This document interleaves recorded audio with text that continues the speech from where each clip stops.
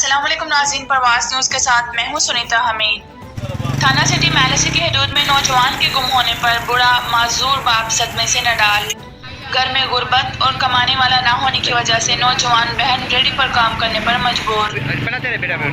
وسیم ولد محمد رفیق محلہ ٹلو پورہ 17 جولائی 2022 سے لاپتہ ہے۔ گھر والوں کو شک ہے کہ کسی نے اغوا کر لیا ہے۔ بار بار تھانے کے چکر لگانے کے باوجود غریب بوڑھے باپ کی فریاد کسی نے نہ سنی۔